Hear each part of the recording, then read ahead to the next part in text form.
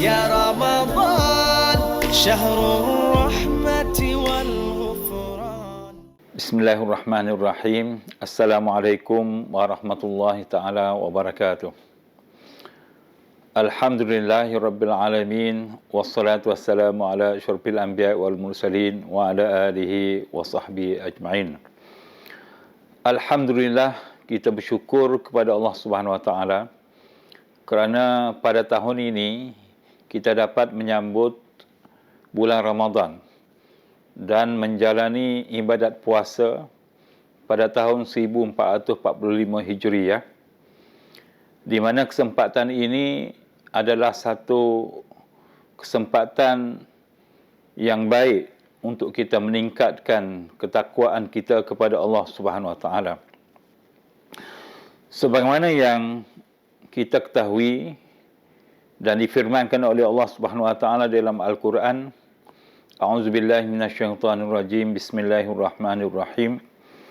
Ya ayyuhallazina amanu kutiba alaikumusshiyam kama kutiba alal ladzina min qablikum la'allakum tattaqun. Seperti mana yang kita semua fahami, bahawasanya puasa adalah satu ibadat yang bertujuan untuk melahirkan individu yang bertakwa kepada Allah Subhanahu wa taala. Di mana takwa ini bermaksud kita memelihara atau kita berusaha untuk menghindarkan diri kita daripada melakukan perkara-perkara yang dilarang oleh Allah Subhanahu wa taala, dan kita melakukan perkara yang disuruh oleh Allah Subhanahu wa taala. Sebagaimana yang disebut oleh Sayyidina Ali karramallahu wajhah, taqwa ialah al-khawfu minal jalil wal amalu bit tanzil wal qana'atu bil qalil wal isti'dad li yaumir rahil. Taqwa ialah kita takut kepada Allah Subhanahu wa taala dan kita beramal dengan apa yang diturunkan oleh Allah Subhanahu wa taala sebagaimana yang terkandung di dalam Al-Quran dan sebagaimana yang dihuraikan oleh sunnah Rasulullah sallallahu alaihi wasallam. Begitu juga kita bersikap qanaah atau berpada dengan yang sedikit, dengan pengertian kita tidak menjadi seorang yang tamak, haloba, dan juga kita membuat persiapan untuk bertemu pada hari perpindahan kita daripada alam dunia ini ke alam akhirat. Kata Sayyidina Ali radhiyallahu anhu lagi, yang dimaksudkan dengan kata-kata di atas ialah Allah Subhanahu wa taala itu an yuta', dia perlu ditaati, fala yu'sa, dia tidak boleh dilakukan penderhakaan, wa yuzkar, dia sentiasa perlu diingati, perlu disebut, fala yumsa, dia tidak boleh dilupakan, wa an yushkar, dia perlu disyukuri, fala yukfar, dan dia tidak boleh dikufuri nikmat yang diberikan khususnya oleh Allah Subhanahu wa taala. Sepanjang sebulan kita berpuasa, Allah Subhanahu wa taala menyediakan satu latihan supaya kita menjadi orang yang bertakwa kepada Allah Subhanahu wa taala. Di mana tujuan takwa ini ialah untuk mempersiapkan kita untuk layak mendapat kebahagiaan bukan sahaja di dunia ini tetapi juga di akhirat kelak. Malahan Allah sebut di dalam satu hadis, Allah menyediakan satu pintu yang khas kepada orang-orang yang berpuasa yang disebut sebagai Ar-Rayyan, di mana mereka yang berpuasa akan berpeluang oleh Allah Subhanahu wa taala memasuki pintu ini. Sabda Rasulullah sallallahu alaihi wasallam, lil jannah babun yuqalu lahu ar-rayyan la yadkhuluhu illa as-saimun. Maksudnya di sini ialah takwa yang terhasil daripada ibadat puasa itu ialah untuk membolehkan hamba Allah mempersiapkan diri untuk menyediakan bekalan bagi bertemu dengan Allah Subhanahu Wa Taala dan bagi melayakkannya untuk mendapat kebahagiaan yang kemuncaknya ialah untuk memasuki syurga Allah Subhanahu Wa Taala. Selain daripada faedah takwa ini di akhirat kelak yang merupakan satu kemuncak kebahagiaan ataupun balasan yang Allah berikan kepada kita, takwa ini juga sebenarnya boleh memberi nikmat. Takwa ini juga sebenarnya boleh membahagiakan kehidupan manusia di dunia ini. Di mana kalau kita lihat dalam Al-Quran banyak Allah Subhanahu Wa Taala menyebut wa tazawwadu fa inna khairaz zadi taqwa. Hendaklah kamu mempersiapkan bekalan dan sebaik-baik bekalan itu ialah bekalan takwa. Dalam ayat yang lain Allah sebut wa man yattaqillaha yaj'al lahu makhraja wa yarzuqhu min haitsu la yahtasib. Siapa yang bertakwa kepada Allah Subhanahu Wa Taala, Allah menyediakan jalan keluar bagi masalah yang dihadapi dan Allah memberikan rezeki yang tidak disangka-sangkanya. Dalam ayat yang lain Allah menyebut wa may yattaqillaha yaj'al lahu min amrihi yusra. Siapa yang bertakwa kepada Allah Subhanahu Wa Taala, Allah akan mempermudahkan urusan hidupnya. Begitu juga dalam ayat yang lain Allah menyebut walau anna ahlal qura amanu wattaqaw lafatahna alaihim barakatin minas sama'i wal ard. Sekiranya penduduk bumi beriman dan bertakwa, Allah akan buka pintu-pintu keberkatan daripada langit dan juga daripada bumi. Jadi sebab itulah ibadat puasa ini sebenarnya untuk melahirkan mereka yang bertakwa dengan maksud supaya individu Muslim itu keluar daripada bulan Ramadan itu dapat menjadi seorang yang baik, seorang yang ikhlas, seorang yang melakukan sesuatu perkara dengan penuh integriti dan dapat mempersembahkan sesuatu amalan itu dengan cara yang sebaik-baiknya.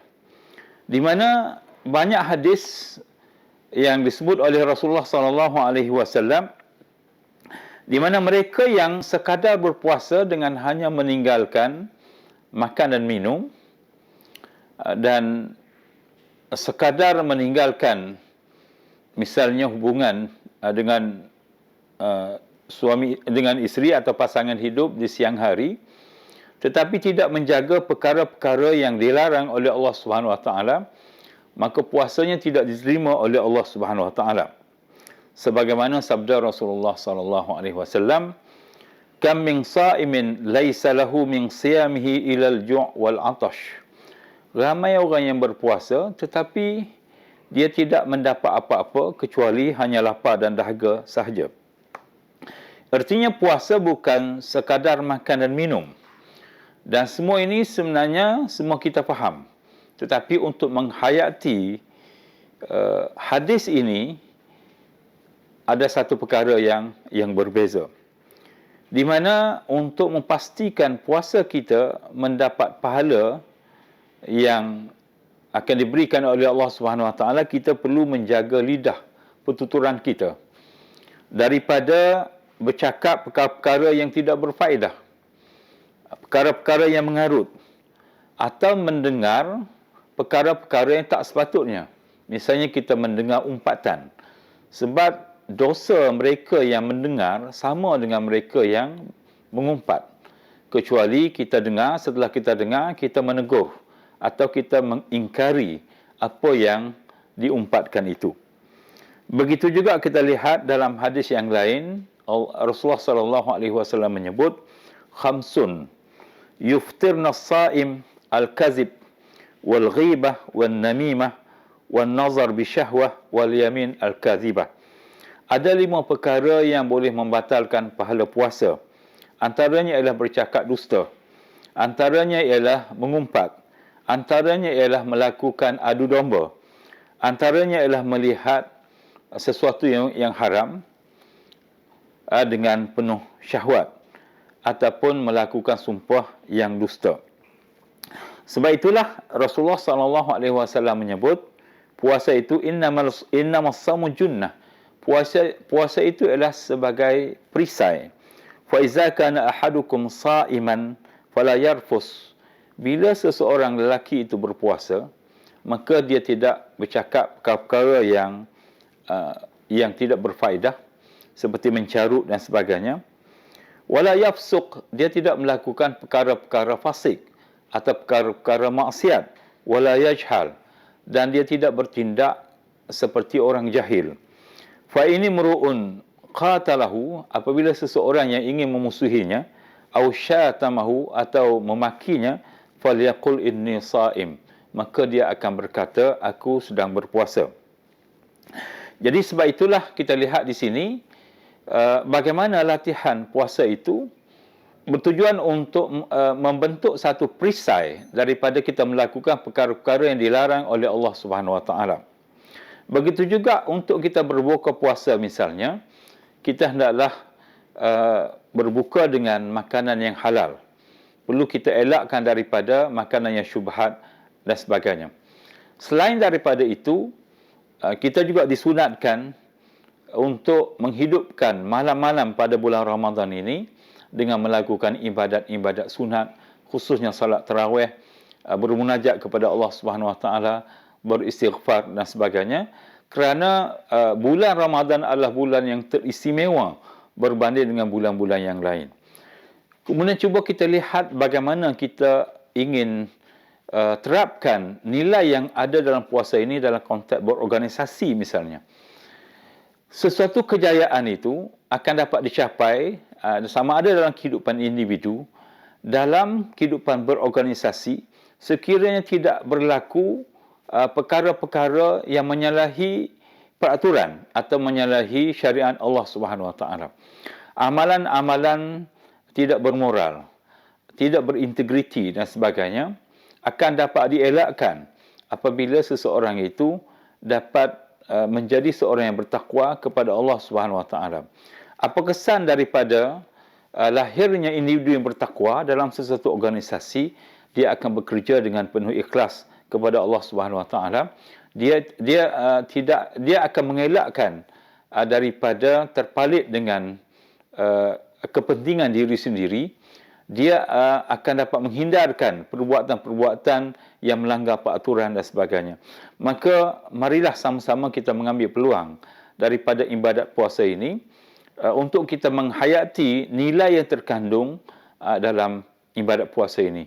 Mungkin kita sudah berumur 40 tahun atau 50 tahun dan kita telah melalui ibadat puasa ini sejak daripada usia kita masih muda sehinggalah kita berusia, tetapi tidak ada berlaku peningkatan dari sudut ketakwaan kita kepada Allah Subhanahu Wa Taala. Justru marilah saya berseru untuk diri saya dan juga sidang penonton sekalian, sempena kedatangan bulan Ramadan pada tahun ini untuk kita meningkatkan penghayatan Ramadan pada tahun ini dengan kita bertakarub kepada Allah Subhanahu Wa Taala dan meningkatkan ketakwaan kita kepada Allah Subhanahu Wa Taala dengan menyediakan dengan melakukan amalan-amalan yang boleh mendekatkan diri kita kepada Allah Subhanahu Wa Taala sebagai persiapan kita untuk bertemu dengan Allah Subhanahu Wa Taala dan juga untuk memastikan kehidupan kita dunia dan akhirat akan menjadi kehidupan yang penuh barakah, penuh bahagia, aman dan sentosa. Aqul qawli hadza wa astaghfirullahal azim li wa lakum. Wassalamualaikum warahmatullahi taala wabarakatuh.